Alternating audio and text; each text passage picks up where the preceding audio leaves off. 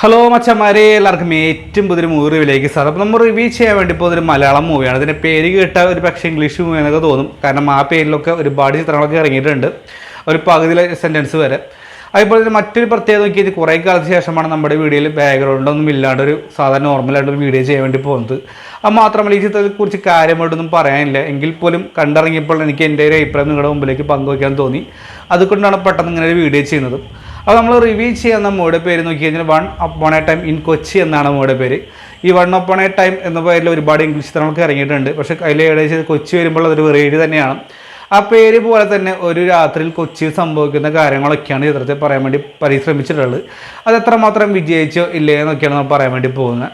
ഇതിൻ്റെ ഡയറക്ഷൻ നോക്കി കഴിഞ്ഞാൽ നാദൃശ്യാണ്. അതിൻ്റെ മുൻ ചിത്രം നോക്കിക്കഴിഞ്ഞാൽ അമർ അക്ബർ അന്തോണി, മേരാ നാം ഷാജി, കട്ടപ്പന കൃതിഘോഷം, ഈശോ തുടങ്ങിയവ തന്നെയാണ് മുൻ ചിത്രങ്ങളൊക്കെ.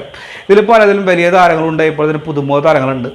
അപ്പോൾ പുതുമുഖ താരങ്ങളെ കൊണ്ട് ഹിറ്റ് അടിപ്പിക്കാൻ നാദൃശ്യക്ക് സാധിക്കുന്ന കാര്യത്തിൽ ഒരു സംശയമില്ല. അതുകൊണ്ട് തന്നെയാണ് ചിത്രം കാണാൻ ഇടയായ ഒന്നാമത് ഒരു പോസിറ്റീവായിട്ട് എനിക്ക് തോന്നിയിട്ടുള്ളത്. അവരുടെ കാസ്റ്റ് നോക്കിക്കഴിഞ്ഞാൽ മലയാളത്തിൽ തന്നെ കുഴപ്പമില്ലാത്ത ഒരുപാട് താരങ്ങൾ ചിത്രത്തിലുണ്ട്. അർജുൻ അശോകനെ പോലെ ജോണി ആൻ്റണി, ജാഫർ ഇടുക്കി, റിയാസ് ഖാൻ്റെ കേറി വാ മക്കളെ എന്ന് പറയുന്നത്, കേറി വാ മക്കൾ എന്ന് പറയുന്ന ആ ഡയലോഗൊക്കെ വളരെ ട്രെൻഡിങ് ലിസ്റ്റിലായി കൊണ്ട് തന്നെയാണ് ഇതിൽ പോന്നിട്ടുള്ളത്. അടിച്ച് വാ മക്കൾ എന്നൊക്കെ പറയുന്ന ഡയലോഗ് ഉണ്ടല്ലോ, ഇപ്പോൾ ട്രെൻഡിങ് ലിസ്റ്റിലൊക്കെ മാറിക്കൊണ്ടിരിക്കുന്ന കാര്യം തന്നെയാണ്. അപ്പോൾ റിയാസ് ഖാനെ കൂടാതെ ദേവിയ സഞ്ജയ്, അതുപോലെ തന്നെ മുബിൻ റാഫി, അതായത് നമ്മുടെ റാഫി എന്ന് പറയുന്ന ഡയറക്ടറുടെ മകനായിട്ടാണ് മുബിൻ റാഫി. അദ്ദേഹമാണ് പ്രധാനമായിട്ട് ലീഡ് റോൾ വന്നിട്ടുള്ളത്. അതുപോലെ അശ്വന്ത് ലാല് തുടങ്ങിയ ബൈജു തുടങ്ങിയ ഒരുപാട് താരങ്ങൾ ചിത്രത്തിലുണ്ട്. മാളവിക മേനോൻ തുടങ്ങിയ ഒരുപാട് താരങ്ങൾ ചിത്രത്തിലുള്ള ഒരു വലിയൊരു താരനിര തന്നെയാണ് ഇതിൽ പ്രധാനമായിട്ട് വന്നിട്ടുള്ളത്. ഇപ്പോൾ നമ്മുടെ കൽക്കി മലയാളത്തിലെ വില്ലനായിട്ട് വന്ന താടി വെച്ചിട്ടുള്ള വ്യക്തി, അതിൻ്റെ പേരറിയില്ല. അതുപോലെ നമ്മുടെ ഡ്രാക്കുളായി വന്നിട്ടുള്ള ആ വ്യക്തി, അതുപോലെ തന്നെ സുധീർ കരമന തുടങ്ങിയ ഒരുപാട് താരങ്ങളൊക്കെ ഉണ്ട്. അപ്പോൾ ഇത്രയേറെ കാസ്റ്റിംഗ് എല്ലാം മോക്കി ലെവൽ തന്നെയാണ്. ഇതിൻ്റെ സ്ക്രിപ്റ്റ് ചെയ്തിട്ടുള്ളത് റാഫിയാണ്. റാഫിയെ കുറിച്ച് അറിയാൻ പറ്റുന്ന നല്ല ഡയറക്ടറും തന്നെയാണ്, സ്ക്രിപ്റ്റ് റൈറ്ററും തന്നെയാണ്. അപ്പോൾ ഇതിനെക്കുറിച്ച് പറയുമ്പോൾ സ്റ്റോറി നോക്കിക്കഴിഞ്ഞാൽ ഒരു രാത്രി കൊച്ചിയിൽ നടക്കുന്ന സംഭവ വികാസങ്ങളൊക്കെയാണ് ഫസ്റ്റ് ഹാഫിൽ പറയാൻ വേണ്ടി ശ്രമിച്ചിട്ടുള്ളത്.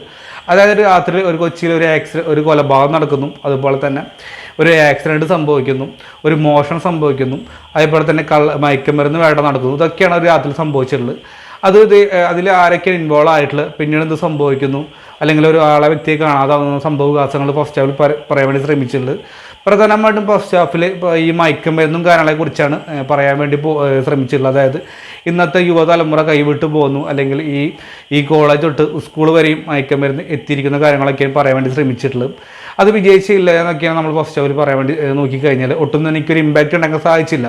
കാരണം ഒരുപാട് നല്ല താരങ്ങൾ ഉണ്ടായപ്പോഴും എവിടെയും ഒരു കോമഡി ആയിട്ടും തോന്നിയില്ല, ത്രില്ലറായിട്ടും തോന്നിയില്ല. വെറുതെ ഒരു അഴിഞ്ഞു നിൽക്കുന്ന ചിത്രമായിട്ട് എനിക്ക് ഫസ്റ്റ് ഹാഫിൽ തോന്നി.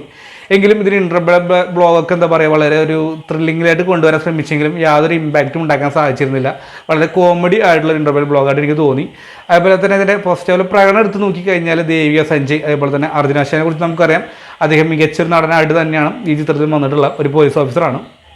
അതുപോലെ തന്നെ മുബിൻ റാഫി, അദ്ദേഹത്തിൻ്റെ ആ ചിത്രമാണെങ്കിൽ പോലും ഒരു പുതുമുഖം എന്ന നിലയ്ക്ക് അദ്ദേഹത്തിന് കൊണ്ടാവുന്ന രീതിയിലൊക്കെ നല്ല രീതിയിൽ തന്നെ അഭിനയിച്ചിട്ടുണ്ട്. അശ്വന്ത് ലാലിനെ കുറിച്ച് പറയാച്ചെങ്കിൽ ഫസ്റ്റ് ഹാഫിൽ നോക്കുകയെങ്കിൽ കാര്യപ്പെട്ടൊന്നും തന്നെ അദ്ദേഹത്തിന് റോൾ ചെയ്യാണ്ടായിരുന്നു. നമ്മുടെ ഹൃദയത്തിലെ പോലെ തന്നെ സപ്പോർട്ടിംഗ് ആയിട്ട് ഇടയ്ക്ക് വന്നു പോകുന്നൊരു കഥാപാത്രമായിരുന്നു. മാളവിക മേനോൻ, അതുപോലെ റാഫി ചെറിയൊരു വേഷം ചെയ്യുന്നുണ്ട്. അതുപോലെ തന്നെ ബൈജുവിന് കുഴപ്പമില്ലാത്ത വേഷം തന്നെയാണ്. ജാഫർ ഇടുക്കി, തുടക്കം തന്നെ ഷൈൻ ടോം ചാക്കോ, അദ്ദേഹത്തിൻ്റെ പേര് വിട്ടുപോയി, ഒരു സിനിമ നടനായിട്ടാണ് അദ്ദേഹം ഇതിൽ വന്നിട്ടുള്ളത്. ആ തുടക്കത്തിൽ കുറച്ച് കോമഡിയും കാര്യങ്ങളൊക്കെ വന്നിട്ടുണ്ട്. പാഷാണ് ഷാജി തുടങ്ങിയ ഒരുപാട് വ്യക്തികളുണ്ട്. അദ്ദേഹത്തിൻ്റെ പേരൊക്കെ എടുത്ത് പറയണം. അത് ഞാൻ ഓരോ വ്യക്തിയുടെ പേര് എടുത്ത് പറയാൻ വേണ്ടി ശ്രമിച്ചിട്ടുള്ളത്. അപ്പോൾ ഫസ്റ്റ് ഹാഫിൽ കാര്യമായിട്ടൊരു നീക്കോ ഒന്നും തന്നെ ചിത്രം സാധിച്ചിരുന്നില്ല. അപ്പോൾ തന്നെ അതേ പ്ലേസ് സെക്കൻഡ് ഹാഫിലോട് കിടക്കുമ്പോൾ അതിനേക്കാൾ ഒരു തലവേദന സൃഷ്ടിച്ച ഒരു സെക്കൻഡ് ഹാഫ് ആയിരുന്നു എനിക്ക് തോന്നി. കാരണം ഭയങ്കര ലെങ്തിങ് ആയിരുന്നു. ചിത്രം എത്ര കൊണ്ട് ഞങ്ങളുടെ നീങ്ങുന്നില്ല. കാരണം നമുക്കറിയാം എന്തൊക്കെയാണ് ഇതിൽ സംഭവിച്ചിട്ടുണ്ടായിരുന്നത്. അതായത് പണ്ടത്തെ കാലത്തെ ഒരു മയക്കുമരുന്നിൻ്റെ കഥയൊക്കെയാണ് യൂസ് ചെയ്യാൻ ശ്രമിച്ചത്. പ്രധാനമായിട്ടും ഈ പടത്തിൽ 2 വ്യക്തികൾ അതിൽ ഇൻവോൾവ് ആവുന്നു. പിന്നീട് അവർക്ക് സപ്പോർട്ടിന് വേണ്ടി ഒരു പോലീസുകാരൻ വരുന്നു. പിന്നീട് എന്ത് സംഭവിക്കുന്നൊക്കെ സാധാരണ നമ്മൾ കണ്ടുമടുത്തുള്ള ഒരുപാട് കാര്യങ്ങളിടയ്ക്ക് പ്രണയം, അതായത് ഫസ്റ്റ് നായിക തയ്ക്കുന്നു, പിന്നീട് നായകനേഷ് വീണ്ടും വരുന്നു, വീണ്ടും പ്രണയത്തിലാവുന്നു. അങ്ങനെ ഒരുപാട് കാര്യങ്ങൾ കടന്നു പോകുന്നുണ്ട്. അവരുടെ ഫാമിലി പ്രശ്നങ്ങൾ ഇമോഷണലായിട്ട് കുറച്ച് കണ്ട് ചെയ്യുന്നു. പിന്നെ പോലീസ് തേങ്ങ കൊലപാതകം കാര്യങ്ങളൊക്കെ ആയിട്ടാണ് സെക്കൻഡ് ഹാഫിലൊക്കെ ചെന്ന് അവസാനിക്കുന്നത്. പക്ഷേ യാതൊരു മാറ്റവും ഉണ്ടാകുന്നില്ല. കാരണം മലയാള സിനിമ മാറിക്കൊണ്ടുന്ന വർഷം തന്നെയാണ് 2024 പോലും നാദൃശ്യക്കും ടീമിന് എന്താ പറയുക യാതൊരു പ്രയോജനം അല്ലെങ്കിൽ ആ പഴയ ഒരു കാലത്തു നിന്നും വണ്ടി കിട്ടിയിട്ടുള്ള ഒരു അവസ്ഥയാണ് എനിക്ക് തോന്നിയിട്ടുള്ളത്. കാരണം ഒരു കൊച്ചി ബേസ് ചെയ്ത ചിത്രം ഒരുപാട് കണ്ടാണ്. കാരണം പ്രധാനമായിട്ടും കൊച്ചിയെ ബേസ് ചെയ്യുമ്പോൾ ഒന്നെങ്കിലും മയക്കുമരുന്ന് വേണം, അല്ലെങ്കിൽ കഞ്ചാവ് വേണം, പല പല കേസും വേണം. അതൊരു മാറ്റമില്ലാതെ വീണ്ടും അതായത് ഗുണ്ടാവളയാട്ടം, അതുപോലെ തന്നെ പോലീസുകാരെ മയക്കുമരുന്ന് മാഫിയ, വിദ്യാർത്ഥികൾ വഴി തെറ്റുന്ന പരിപാടിയും കാര്യങ്ങളൊക്കെ ഇത് യൂസ് ചെയ്യാൻ ശ്രമിച്ചിട്ടുള്ളത് ഒരു വിട്ടുവീഴ്ചയിൽ യാതൊരു മാറ്റമില്ലാതെ ലാസ്റ്റ് ഒരു ശുഭാവസാനത്തോട് ചിത്രം ചെന്ന് അവസാനിക്കുന്നുണ്ട്. കാരണം പുതിയ ട്വിസ്റ്റും കാര്യങ്ങളൊക്കെ. പക്ഷേ ട്വിസ്റ്റ് ആണെങ്കിൽ എന്താ യാതൊരു ഇമ്പാക്റ്റ് ഉണ്ടാക്കാൻ സാധിക്കുന്നില്ല. ഈ തുടക്കത്തിൽ എവിടേക്ക് പശ്ചാത്തലത്തിൽ തുടക്കത്തിൽ BGMന് ഒരു പങ്കുവയ്ക്കാൻ സാധിച്ചിരുന്നു. പിന്നീട് ആ BGMനുള്ള സപ്പോർട്ടും അതും യാതൊരു തലവേദനയും മാറിക്കൊണ്ടിരുന്ന അവസ്ഥയായിരുന്നു കണ്ടപ്പോൾ എനിക്ക് തോന്നിയത്. വൺസ് അപ്പോൺ എ ടൈം ഒരു തവണ പോലും കാണാൻ പറ്റാത്തൊരവസ്ഥയായിരുന്നു കണ്ടപ്പോൾ എനിക്ക് എങ്ങനെ ഒരു ഫീൽ കിട്ടിയത് എൻ്റെ മാത്രം അഭിപ്രായമാണ്. ഇനി അഭിപ്രായം പറയുന്ന ആളാരും എൻ്റെ നെഞ്ചത്ത് കയറേണ്ട. എനിക്ക് കണ്ടപ്പോൾ എനിക്ക് എങ്ങനെയാണ് തോന്നിയത്, ഒരു വട്ടം പോലും കാണാൻ പറ്റാത്ത ഒരവസ്ഥയായിട്ട്. അപ്പോൾ ഇത്രയൊക്കെ ചിത്രത്തെക്കുറിച്ച് എനിക്ക് പറയാനുള്ളൂ.